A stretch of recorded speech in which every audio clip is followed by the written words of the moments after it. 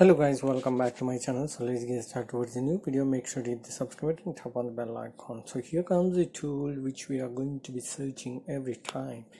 Live 3D wallpaper for PC, live wallpaper for PC, but whenever we download it will be in a JPG format or GIF format, but we won't be able to apply it on the desktop screen. So we have this tool which is for Windows, and I have provided the link in the description, and you can just download it. And once you download, you need to select the folder, the respective folder where the wallpaper is, and then it will automatically pick up the images which is in GIF format.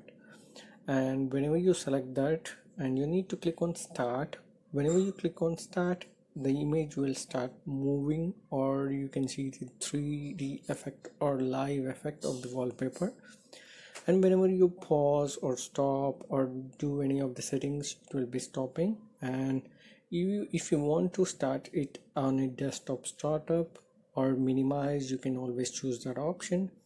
And one thing to remember, that make sure you minimize it, and whenever you close it, the wallpaper doesn't work. It should be running in the background.